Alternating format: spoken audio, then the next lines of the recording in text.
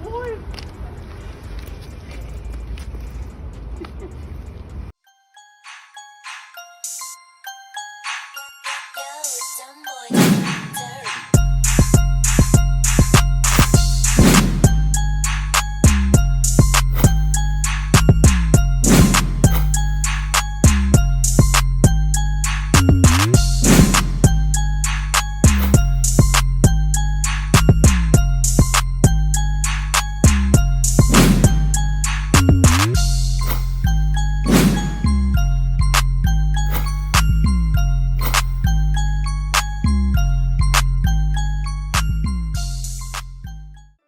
What's up? Jordan Downs. You already know the deal, man. Y'all tuned in to Grape Street TV. And today we're going to jump in this reaction. We're going to react to, people that was wrongfully convicted, that's involved in the coaching, and people that's brought up without their fathers, due to those type of situations, or their fathers just being locked away.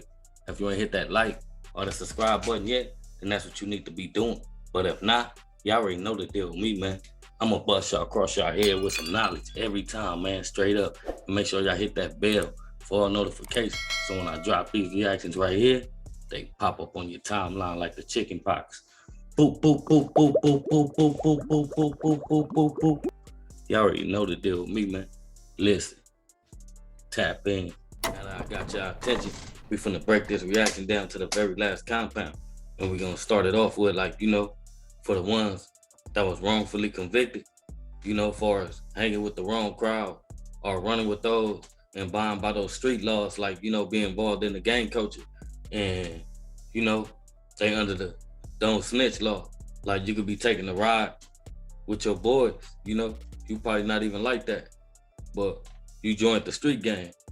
So now you out, y'all hitting corners and, y'all get into some type of altercation with some other people and it turns violent. Somebody gets shot, somebody get killed. Y'all speed off, y'all leave together, y'all was at the scene together. So some type of way, they link y'all to the crime. And he's placed in a interrogation room and he was taught to survive far as, not to snitch. So he's not gonna snitch, he's not gonna say nothing. So by the evidence that's collected from the crime scene and the investigators put together, so now you convicted because you're like the innocent person in the car and you was around some people that, is sharks and you just want to be with the sharks. So they shot somebody, they killed somebody, you can't say nothing, you going down. So you was there, you get convicted with them. You leave your kids on the streets. And majority of the people, have babies with females in the community. So the people that's in the communities, they live off the legacy of their dad. So if he's coming up and he's running with those same type of people that his dad was running with, he's gonna, glorify his dad's name and know his dad in there for knocking somebody down. And deep down inside, his dad, is an innocent, honest man. He was just caught up in the wrong situation. So now he's trying to, meet those standards or beat those standards that his father had. And that's facts. And not only that, you could be involved in a situation where somebody try to bring harm to you. And you got a gun, he may have a gun, and, things happen. And you gotta protect yourself. And you gun him down and get on. So they catch up with you. You going down for basically defending your life. So nobody won't do nothing to you so you can make it back home to your kids. But at the end of the day, it's against the law. So we really don't have nothing to stand on when it comes to self-defense. It's rare that you'll be handed that type of charge. But when you're in a gang culture and you get caught in those type of shootings, there's really no way around it. They gonna hit you with the gang laws, all the stuff. And the best thing you can do is move in the proper way. Move in a way that suits you. And first and foremost, the gang culture trash. So you shouldn't even want to be involved in the gang culture. And even if you was involved in the gang culture and you backed away, you know, you should try to put yourself in a situation to win, as far as, you know, backsliding, hanging out, because them be the ones that end up catching cases or getting shot. The ones that be out the way and they decide to, you know, I want to come back and linger around, and they end up getting knocked down after they done started this family. And, you know, you got kids, they got to grow up without their father, living off that type of legacy. And that's facts. Then you got the type of situation to where, you know, somebody could falsely accuse you just because maybe you was around at the moment, or you got beef with this person. And some people, like, you know, when people get knocked down, the people close to them only know the people that, you know, they was beefing with at the time. But things happen. So you could get taken down, you know, for something you ain't did, just off, you know, the streets. And let alone they got the internet now that be putting all these allegations out on certain situations when crime happens. So it's easy to get caught up in that type of, you know, situation and lose your freedom for the rest of your life, because you got people that got envy in their heart, and they will get on stand, they will point at you, they will say it's you, and it's not you. And as you see, you can look it up on the internet, it's people always getting released for being wrongfully convicted of a crime that they didn't do. So it's like, you know, the moves you make, it like sets out the blueprint for your kids. If you're gonna be there, or if you're not gonna be there, or if you're gonna be here and you're gonna be out in the streets doing the things that could take you away from them. And that's fact. So, you know, it's all in how you move and what you choose. And everybody know the gang culture trash, and doing drugs is trash, all that type of stuff, you know. So only thing you could do is stay on top of the game, try to get you, you know, some type of career. Go to school for something, or you sit around and do basically nothing and hang out, get high, do all that. It only takes a few hours, you know, to put in a little work and make your future a little bit brighter. And as you see at the beginning of this reaction, it's like, you know, the little boy gets surprised that his pops is out of jail, you know? Like, the kids, they need their pops, you know? Especially the boys and the girls too. But I'm saying the boys, they need that man guidance. And majority of them don't get that proper guidance through their uncles and big cousins and the people that their mother keep around them as male figures. Because the father in jail is gonna have the most interest, you know, for his kid, but he made the wrong mistake to not be in his life. But, you know, they gonna need pointers in life, how to move, what to do, what not to do, how to fight, how to live, how to treat a woman, you know. The stepdad is gonna teach them so much. There's some good ones out there, you gotta take your hat off to them, but, you know, it's rare that you're gonna find one that put all the energy into him, like, you know, that's his blood son. It's people coming home off of pills every day, like, and fighting for a pill, you know, because some people is really innocent in there, and they just gotta live by the code, like, you know, you can't snitch. And we all know, you know, it might seem wrong to others. Some people might be like, I'll tell. And a lot of people do tell, and it's a lot of different reasons. Like, some be having a, you know, a family out here, having a female, you know, that's good to them, and they don't want nobody else to have them. So when they go down, sometimes they be telling because they don't want to lose their woman. Like, some tell because they ain't built, you know, to last like that, and they ain't built for that type of, you know, situation, to be going to prison, to do some decades up in there for the choices that they made. So they'll throw somebody else under the bus, tell on somebody, you know, and get themselves out of the situation because they chose to do a certain thing with certain people. And now you want to tell because you got caught. And this ain't just about, you know, gang culture. It's about, you know, being a man, period. Like, so people get wrongfully convicted from all type of crimes. Like, so we gonna tap into some audio, you know, and we gonna pay attention to a case, you know, and see how it been going on. Judged and decreed that Walter McMillian is to face death by electrocution. A story of racism, misconduct, and pure injustice in a system that is meant to be just. This is the story of Walter McMillian. November 1st, 1986, an 18-year-old white woman named Rhonda Morrison was found murdered in this dry cleaning store in Monroeville, Alabama. Local law enforcement of this small town were not necessarily equipped to handle major crime scenes and consequently made several mistakes during the period of investigation.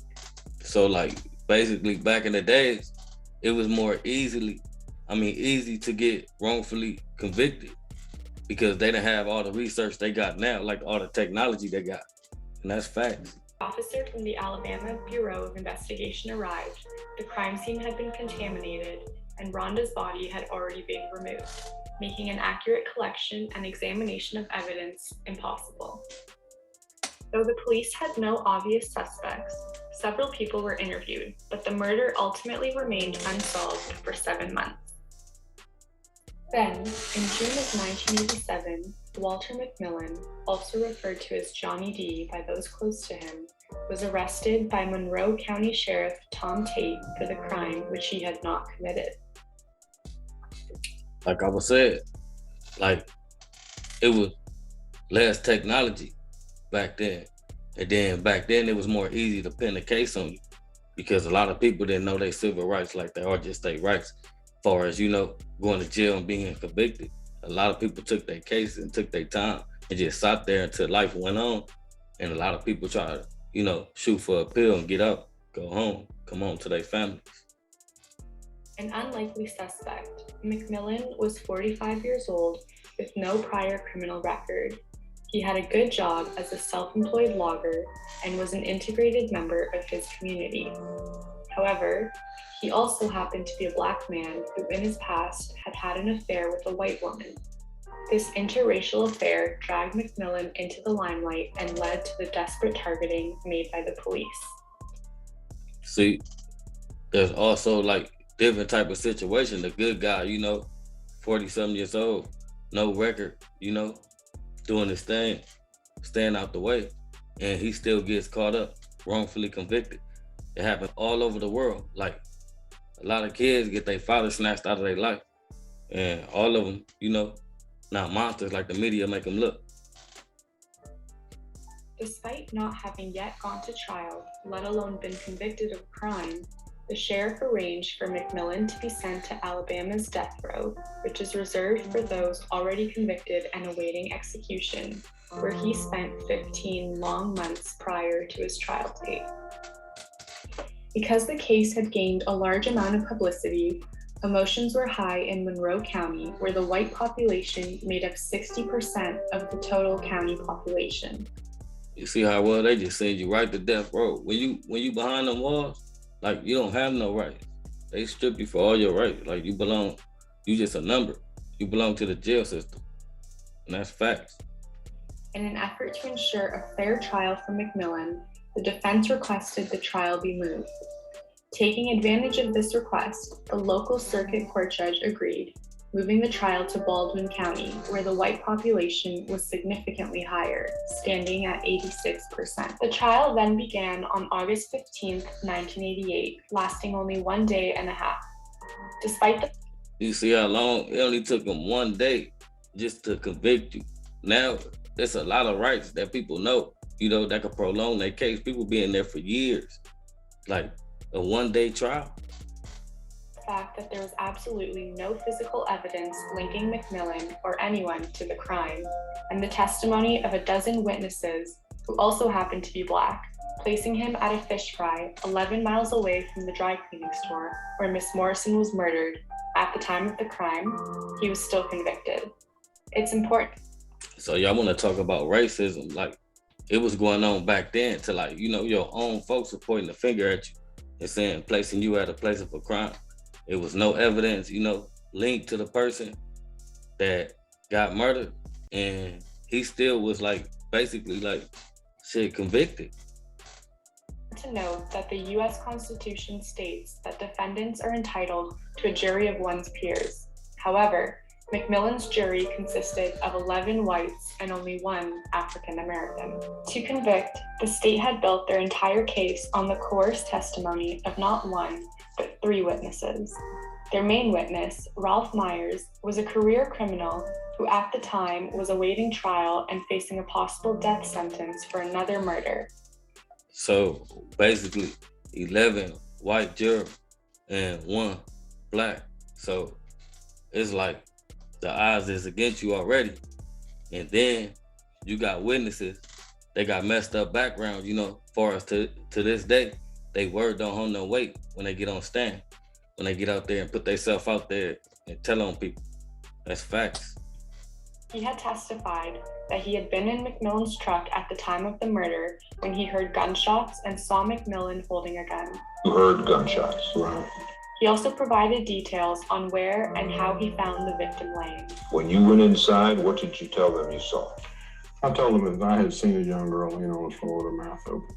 Dead. By law, the state needed testimony to corroborate what Myers had said, which led to the testimony of their 2 other witnesses, Bill Hooks and Joe Hightower, who both claimed they had seen McMillian's lowrider truck at the cleaners and driving away from it. The jury. So back in the day, they was like basically convicted you for even being caught in that area. If they wanted to pin it on you and they could prove that you was in that area, they gonna stick it on you. To this day, they still try to do that to people.